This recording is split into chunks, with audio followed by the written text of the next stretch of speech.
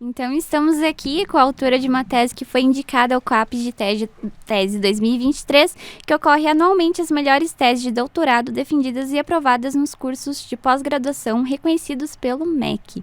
Luana Folchini da Costa é doutora em administração aqui pela UX e também em psicologia, tendo especialização em recursos humanos do trabalho e das organizações.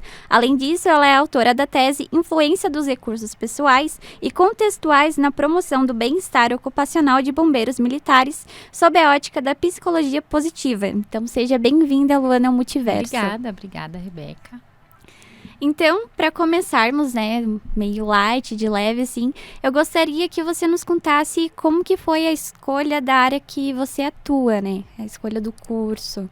Certo, bom, como todo jovem, né, de 16, 17 anos, a gente se depara aí com a escolha da profissão. Eu não tive muitas dúvidas na época, eu me interessava muito pela área da psicologia, tinha experiência, via o trabalho das psicólogas na escola e me interessava. Então, logo passei no vestibular aqui na Universidade de Caxias do Sul, me formei psicóloga, né? E dentro da psicologia nós temos várias áreas em que nós podemos seguir, né? Tanto em termos de linha de teoria, né, linha teórica, quanto de campo de atuação. Então, a gente tem o campo de atuação escolar, o campo de atuação clínico do consultório, o campo de atuação clínico no hospital, a psicologia comunitária, a psicologia organizacional, que foi a que eu segui. Né? Então, eu me interessei muito pela psicologia organizacional desde ali da metade do curso, quando eu comecei a fazer uns estágios extracurriculares, fiz estágio na UX Empresa Júnior. E depois...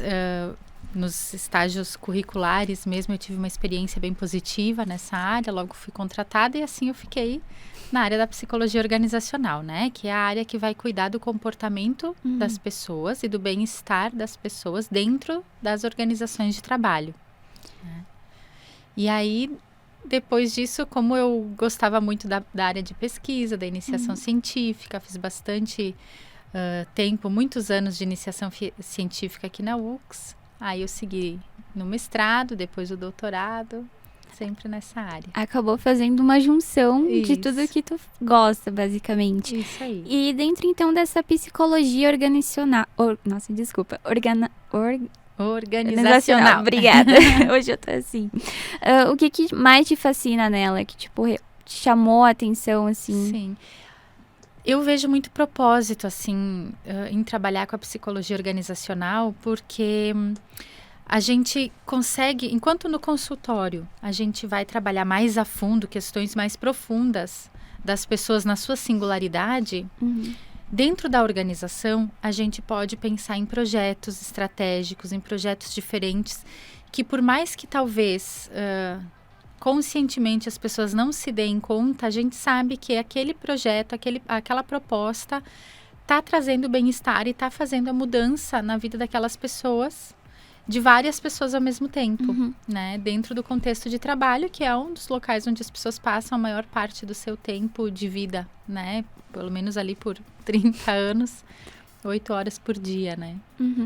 E em relação à tese, né? O que te motivou a falar sobre o tema? Acredito que essa parte de percepção, né, dentro da área de trabalho, mas teve algo a mais, assim? Sim.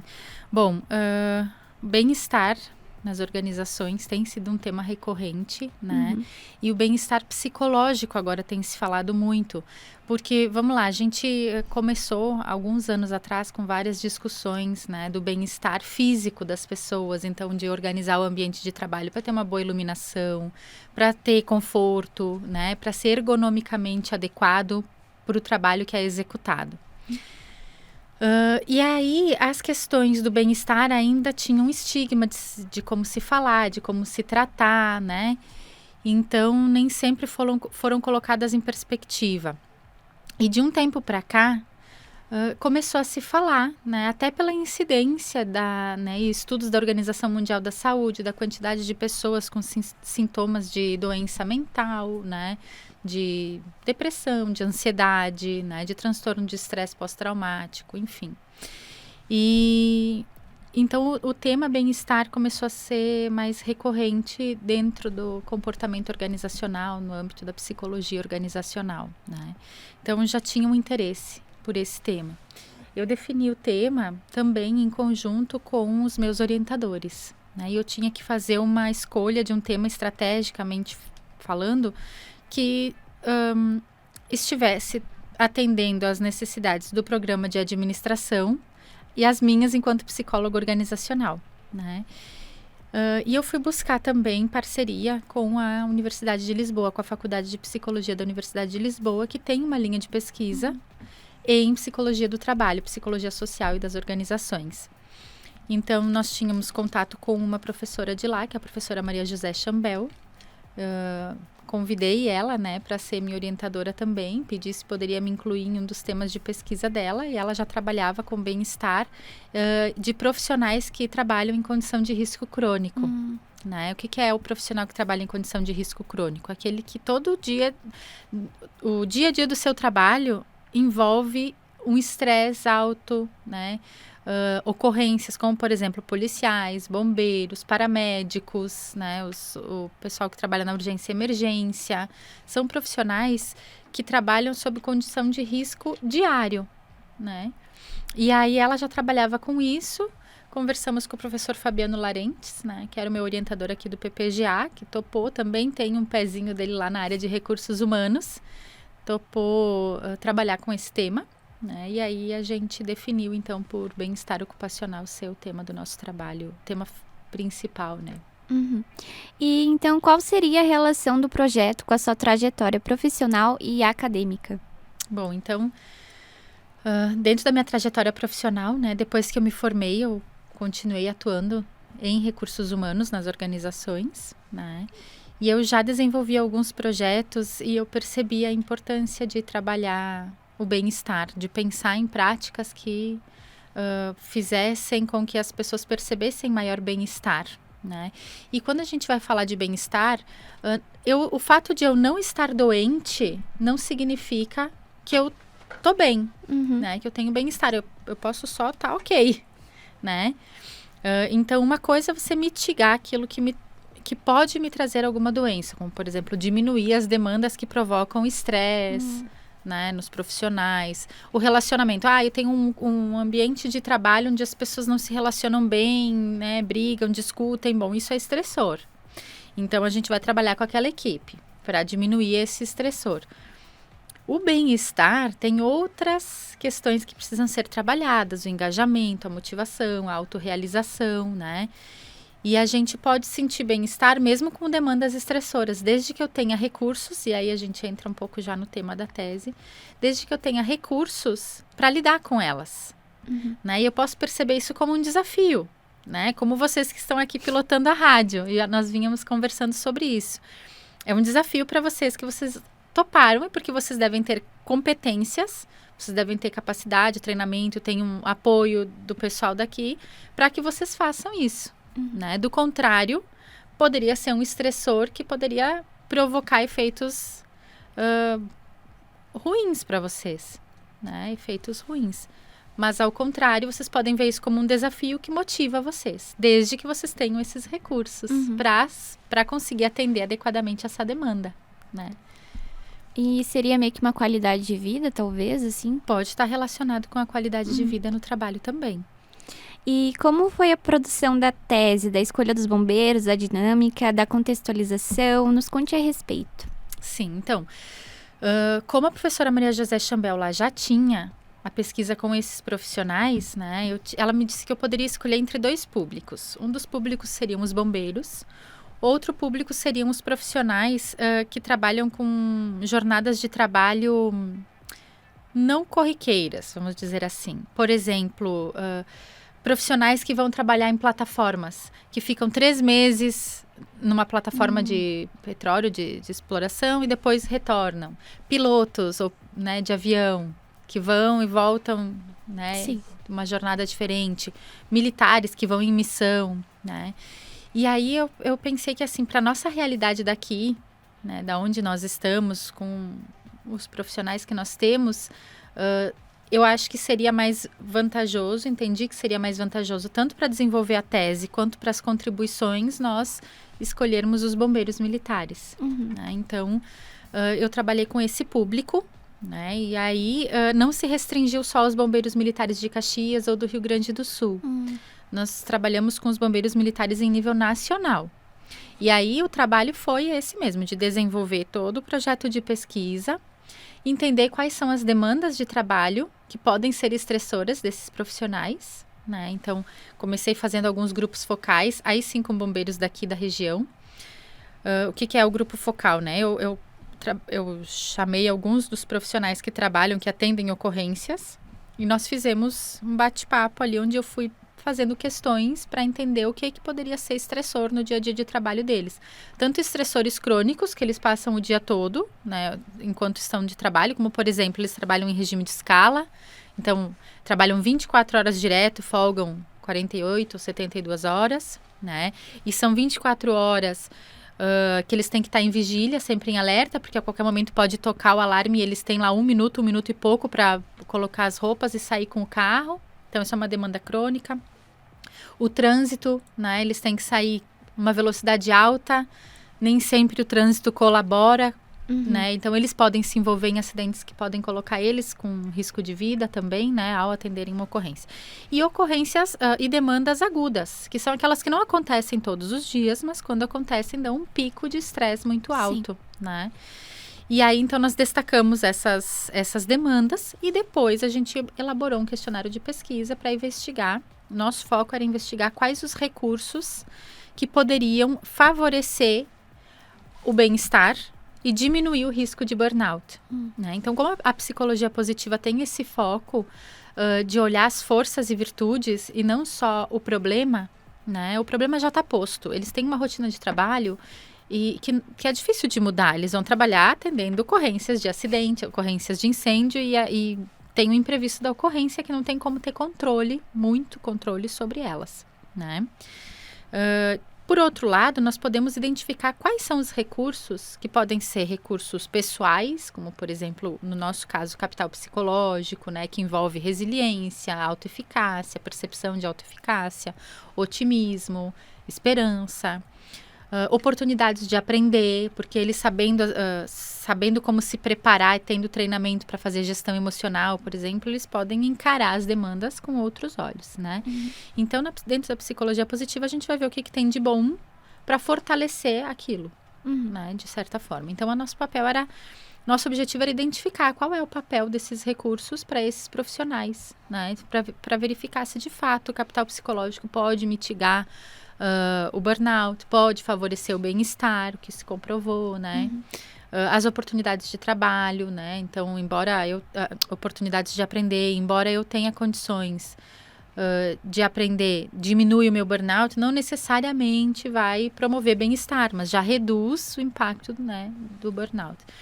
Então nós selecionamos o público e aí eu comecei a ligar para todos os comandos de bombeiros. São 27 estados, cada estado, né, 26 estados mais o Distrito Federal, então cada um tem o seu comando de bombeiros. Eu fui lá, liguei na internet, me apresentei, falei da pesquisa, mandei material, mandei carta de apresentação e compartilhei com eles o link da pesquisa e eles divulgaram entre os seus, né? E a gente teve um índice de respostas considerável, né, que fez com que os resultados fossem estatisticamente significativos para essa amostra. E depois vieram as contribuições, né? Eu particularmente, assim, eu achei bem interessante o tema, porque o meu pai, ele era bombeiro militar, sim. E ele chegava em casa e falava quanto era estressante, sabe? Porque ele era bombeiro de rua uma época. E ele pegava muitos acidentes, assim, bem fortes, de, sei lá, acidente de criança, sabe? Morta, assim. E isso atingia muito o psicológico dele, porque eu era criança ainda. Então, tipo assim, ele lembrava da família, sabe? Aí ele já até foi cabo uma época também, mas enfim. Então, é um assunto bem relevante, assim, né, para levarmos em conta. Sim. E em respeito a isso, qual seria, então, o ponto crucial da sua tese? O que mais se destaca nela? Sim. Bom, então, nós, dentro dos construtos que nós nos propusemos a investigar, né, A gente identificou, dentre as demandas, uma das demandas agudas que apareceu com destaque era quando eles tinham que atender ocorrências que tinham vítimas crianças, né? Muitos deles têm a família, muitos se deslocam, às vezes, né? Moram em outras cidades distantes, vêm, trabalha às 24 horas, volta 3 dias, depois vem de novo. Então, isso foi um ponto que pegou, que a gente identificar essas demandas, né? Outro ponto que eu acho que foi relevante foi o destaque que nós encontramos do capital psicológico, né? Porque às vezes a gente, na teoria também, né? Mas no geral a gente costuma valorizar mais aquilo que é ruim, a dar mais ênfase, né? Então, no geral, os indicadores de burnout ou das demandas se sobressaíam. Mas com relação ao capital psicológico, não. As dimensões do capital psicológico foram bastante valorizadas. O capital psicológico é um construto formado por 4 componentes, né? Autoeficácia, otimismo, resiliência e esperança. São componentes que podem ser trabalhados, né? Que podem ser treinados. Então, quando uma empresa ou quando o pessoal ali da administração pública que vai cuidar da segurança, de quem trabalha na segurança pública, vai pensar suas práticas de bem-estar para esses profissionais, eles podem pensar em várias áreas. Mas nesse caso nós mapeamos que o capital psicológico é importante. Então, o investimento do recurso pode ser mais assertivo. Ao invés de eu trabalhar comunicação, trabalho em equipe, eu posso trabalhar os elementos do capital psicológico, né? Sabendo que fortalecer o capital psicológico dessa equipe pode trazer benefícios para o bem-estar deles, né? Então, isso é um ponto importante. E depois, por coincidência ou não, porque já é um assunto que vinha sendo debatido e estava já, assim, né, precisando receber mais atenção, nós temos dentro das áreas ali da saúde, a gente tem o Código Internacional de Doenças, né? A Classificação Internacional de Doenças, que a gente chama de CID. Ele estava até pouco tempo, ficou por muitos anos na 10ª edição e agora teve uma atualização, o CID-11, né? E ali, quando a gente vai consultar, tem um diagnóstico e precisa comprovar alguma coisa no trabalho, eles botam um códigozinho, né? Que os médicos lá conseguem consultar do CID para entender o que é que aquela pessoa tem, tanto física quanto psiquicamente falando. O burnout entrou agora no CID-11, nessa atualização do CID, como um fator que pode provocar doenças, fator relacionado ao trabalho que pode provocar doenças e levar o sujeito a adoecer, né? Exclusivamente relacionado ao trabalho, né? Esse termo do burnout, embora agora, como o termo está em alta, o pessoal já começa a usar para várias outras coisas, né? E, sei lá, burnout materno, não que as mães não tenham que ser olhadas, não, né? E não que talvez o trabalho materno não possa ser considerado, né, um trabalho de fato, mas o burnout, ele é considerado um estresse ocasionado pelo trabalho e que está relacionado com ritmo e constância. Então, é quando eu tenho muitos eventos estressores, muitas demandas estressores por um longo período de tempo, né? E isso vai resultar em sintomas de burnout que vão podem efetivar adoecimentos psicológicos, né? Então, o tema do burnout acabou entrando muito em assunto agora. Bom, o CID, ele ainda, essa nova edição, ela ainda não foi totalmente traduzida para o português. Mas assim que ela for, estima-se que no máximo até 2025 esse CID vai ser o CID que efetivamente vai estar valendo aqui no Brasil. E isso significa que, se o burnout é uma doença, uma situação que pode provocar adoecimento e que está relacionado com o trabalho, as empresas vão ser responsabilizadas por isso, pelos ambientes tóxicos, pelas condições de trabalho. Então, se a pessoa adoecer, né, mentalmente e for configurado burnout, as empresas vão ter que responder por isso. Logo, acaba sendo um assunto de interesse também dos RHs e dos empresários, porque aqueles que ainda não se ocupam, né, de trabalhar o ambiente de trabalho para o bem-estar, para o cuidado com a saúde mental, vão precisar fazê-lo. Até para que, em situações de serem acionados na justiça, eles possam comprovar que eles estavam, sim, tomando as medidas, né? Então, virou um tema relevante, assim, entrou no comecinho do ano passado, nessa nova edição do CID. E além disso, esse ano, em janeiro desse ano, entrou em vigor uma atualização de uma lei 14.500 e alguma coisa, que trata do trabalho de segurança pública, uma lei nacional, e que incluiu um capítulo especificamente sobre saúde mental dos profissionais de segurança pública. Né? E aí o CNPq, né, começou a abrir vários editais em âmbito nacional para pesquisas envolvendo essa população, saúde mental desta população. Então o tema ficou ainda mais relevante dentro dessa comunidade, né? Tanto que assim, a gente mandou um projeto de pesquisa para aprovação, né? No governo do estado abriu, ainda quando eu estava terminando o doutoramento, o governo do estado abriu um edital de pesquisa junto com a Cefaz, com a Secretaria da Fazenda, de gestão de contas públicas, para otimizar os gastos e investimentos do estado. E tinham lá N temas que poderiam ser submetidos, né? E um dos temas lá, o último que tinha ali, era relacionado ao trabalho, ao bem-estar do trabalho, os trabalhadores. Aí eu pensei assim, bom, bombeiros são funcionários do estado, né? De repente pode ser do interesse deles, né? Ocupar dessa população. A gente investigou, viu que tem um índice significativo de adoecimento mental dentro dos profissionais de saúde de segurança pública aqui do estado, né? Alarmante. Então, a nossa pesquisa quis entrar como uma forma de ser parceira do estado e de otimizar os gastos do estado com o cuidado dessa população. E aí veio a calhar, assim. Então, eu tive que acelerar o doutoramento para terminar logo a tese, para poder começar o projeto de pesquisa como um pós-doc aqui junto com o programa de psicologia da UX. Então, foi uma coisa muito expansiva, assim, né? Foi um trabalho bem foi grande. Acontecendo. E quando a gente definiu o tema, ainda não tinha pandemia. Ai, meu Deus. Depois veio a pandemia no meio da pesquisa e acabou trazendo mais ainda a luz sobre as questões de saúde mental, né? A Organização Mundial da Saúde também falou que as empresas precisariam se preocupar com isso.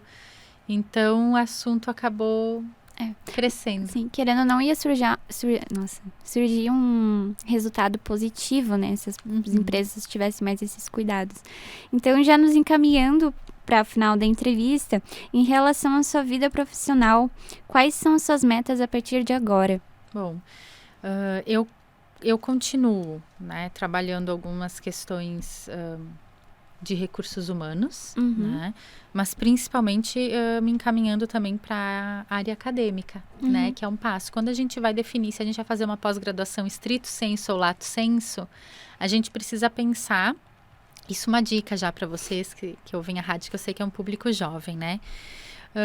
Quando a gente vai escolher se a gente quer fazer uma especialização, um MBA ou um mestrado ou doutorado, a gente tem que entender ou pensar qual o caminho que a gente quer seguir profissionalmente. Se for o lato sensu, né, especialização e MBA, é para a gente se especializar em áreas profissionais dentro das organizações de trabalho. Né?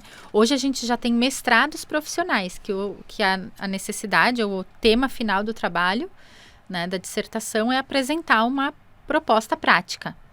Por outro lado, se a gente vai seguir no mestrado acadêmico, doutorado acadêmico, é para nos prepararmos para a pesquisa científica e para a área acadêmica, né, para dar aula.